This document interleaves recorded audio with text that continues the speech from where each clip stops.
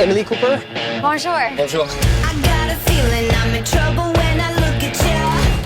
I'm Emily, your new neighbor. Enchanté. Salut à tous, je voulais absolument vous parler aujourd'hui d'un phénomène qui fait fureur sur Netflix, et c'est ma copine hier ce canapé qui m'en parlait. Mais Rémi, regarde cette émission, tu vas apprécier, tu pourras nous faire un petit décodage de cette série américaine qui fait fureur. Son nom c'est Emily in Paris. Alors les femmes en raffolent. Alors pas forcément de la femme, mais on verra pourquoi les femmes aussi en raffolent. Le réalisateur, c'est Darren Star, l'ancien producteur de Sex and the City. Donc ça vous met un peu l'ambiance, un peu groovy, glossy et glamour.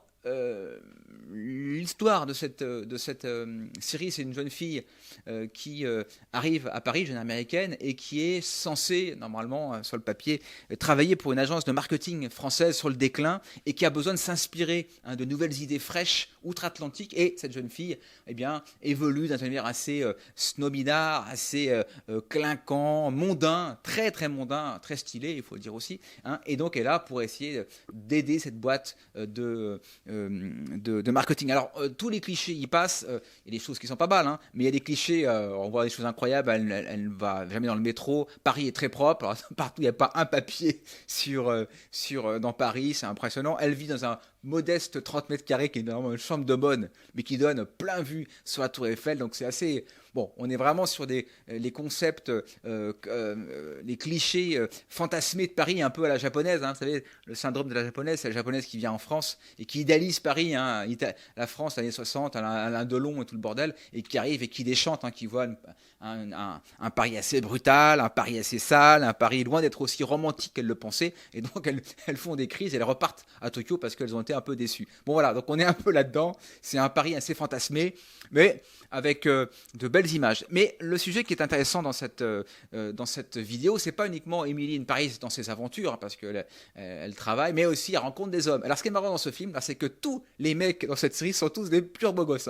Alors, purs beaux gosses, on se demande où est-ce qu'ils les ont trouvés. C'est ma copine qui disait ça hier. Donc voilà, là à nouveau, on est vraiment sur un Paris fantasmé, parce que on voit quelques beaux gosses à Paris, mais il n'y a pas autant que dans la série. Donc tous les mecs dans la série sont tous des beaux gosses. Alors le mec, il est cuisinier, l'autre il est professeur de théâtre, l'autre il est financier, ils sont tous des beaux gosses. Alors on se rappelle, qu'est-ce que la définition du beau gosse, On rappelle, c'est souvent des mecs qui ont des mâchoires assez carrées, J'avais fait une vidéo sur le masculook, rappelez-vous que le beau gosse souvent se répète d'année en année, on en retrouve plein des beaux gosses. Moi ça me rappelle...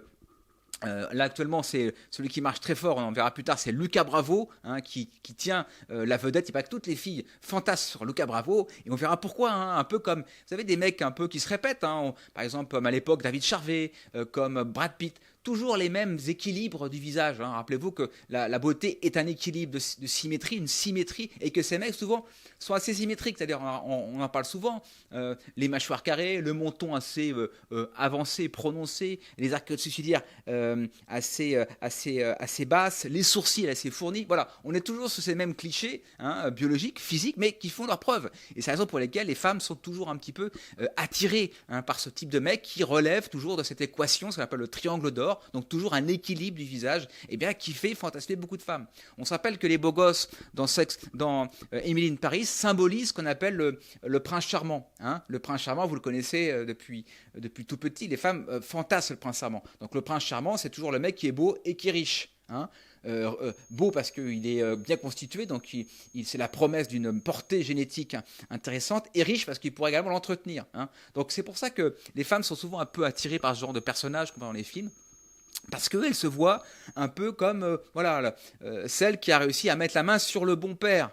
Donc c'est vrai que Emily in City, on se rend compte que les femmes qui sont très à l'écoute de cette série, fantasment toujours un peu à l'idée de taper le bon père, celui qui va donner une bonne descendance, une bonne portée, pour parler sur un langage un peu évolutionniste. Mais voilà, donc cette série, elle est intéressante dans le sens où les hommes qui m'écoutent aujourd'hui, vous avez des marqueurs, vous avez des références, alors certes masculines, très évoluées, un très haut niveau de valeur physique, mais rappelez-vous qu'en séduction, il est toujours intéressant de s'inspirer de modèles, hein, soit des acteurs, des sportifs, ce que vous voulez, mais toujours vous trouvez des modèles. Alors c'est vrai que voir des beaux gosses comme ça, lorsqu'on est un mec physiquement moyen, qu'on ne travaille pas sur soi, on n'a pas fait d'amélioration, de perfectionnement physique, c'est sûr que ça peut créer eh bien, finalement la sécurité, du complexe. On se dit, bah merde, les mecs sont vachement beaux gosses et moi pas du tout. Mais ça c'est bien parce que ça peut vous mettre un coup de pied au cul et vous montrer qu'il y a quand même des mecs qui physiquement, on ne sait pas ce qui s'est passé. Soit se sont entretenus, soit s'entretiennent, soit font des efforts.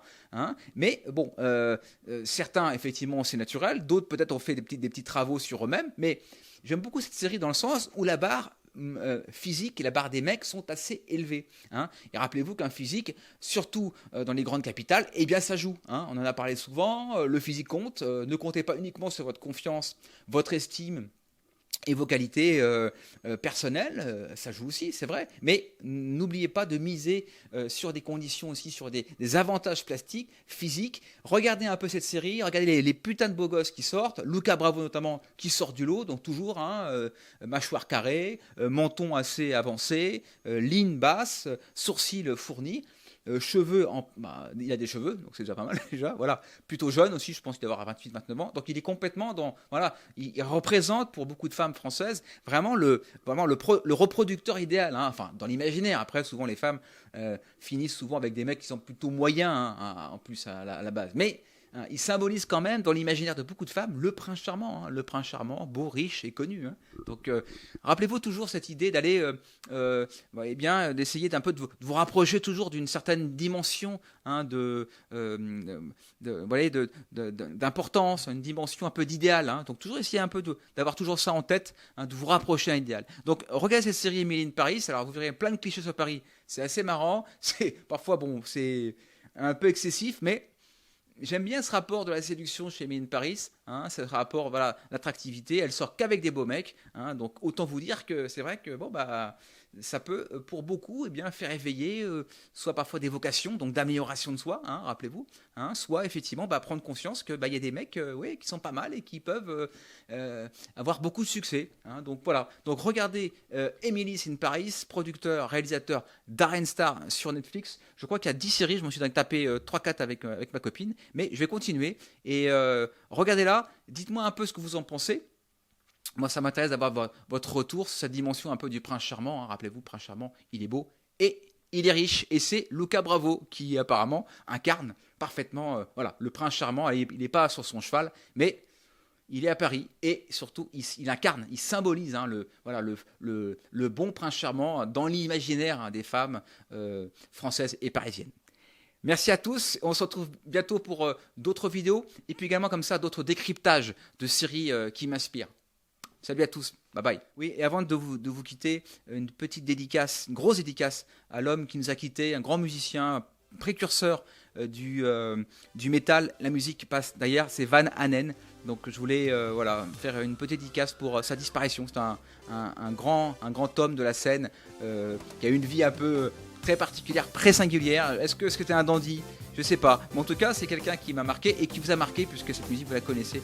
Elle était même je crois utilisée elle est utilisée à l'OM pour lorsque les joueurs entrent sur la pelouse notamment. Voilà donc Van Hanen, grand monsieur de la musique. Donc RIP à Van Hanen, pensez à lui. Merci à tous, salut.